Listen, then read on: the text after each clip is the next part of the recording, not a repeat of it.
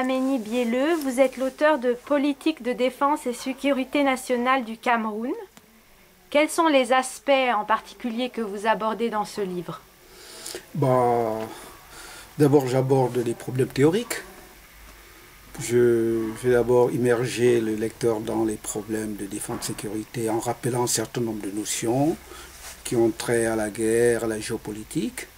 Et ensuite, je reviens donc très concrètement sur les problèmes de défense et de sécurité du Cameroun, à savoir la définition du concept de défense-sécurité et l'étude des voies et moyens pour mettre en place tout ce qu'il faut pour faire face aux menaces que peut connaître le Cameroun dans le domaine de sa sécurité.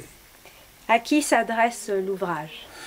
Certainement que le grand public pourrait le lire utilement, mais je pense que c'est en fait un ouvrage pour spécialistes de défense et sécurité nationale. Êtes-vous optimiste quant au dispositif de défense et de sécurité du Cameroun? Je crois, comme je le dis dans le livre, il y a beaucoup de choses à faire. Il y a d'abord à reviser, à revenir, voir si le concept de défense qui est défendu par le président Biya actuellement répond aux constantes et aux variables géopolitiques et géostratégiques du Cameroun, ce qui ne me paraît pas être le cas. Et donc redéfinir, revenir à cela, parce que, comme vous le savez très bien, les problèmes de défense ou bien les moyens de défense ne s'improvisent pas. Et si l'on ne prend pas en compte ces aspects géopolitiques, géostratégiques, on risque d'aller devant des difficultés graves.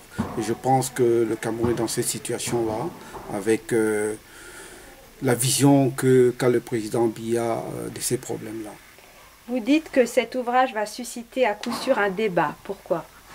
Parce que dans l'ouvrage, c'est un ouvrage qui est d'actualité et qui a trait aux problèmes du Cameroun d'aujourd'hui et des acteurs majeurs de ce secteur, notamment les grands officiers généraux, les différents ministres de la Défense qui sont passés à la tête du ministère de la Défense et des services de défense et sécurité du Cameroun. Pour quelques fois, je les épingle, je crois qu'ils ne le prendront pas toujours du bon côté.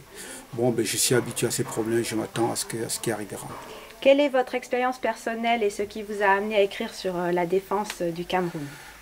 J'ai eu la chance d'être parmi les premiers étudiants de la Sorbonne qui ont eu, disons, qui ont eu des professeurs, les anciens responsables de la défense et sécurité française qui ont introduit à l'université, dans l'université française, notamment la Sorbonne, ces problèmes de défense et sécurité.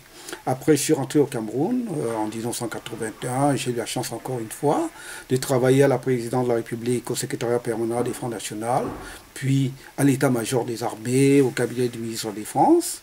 Et comme vous avez dû le lire sur le livre, j'ai une expérience politique aussi. J'étais plusieurs fois candidat à l'élection présidentielle au Cameroun.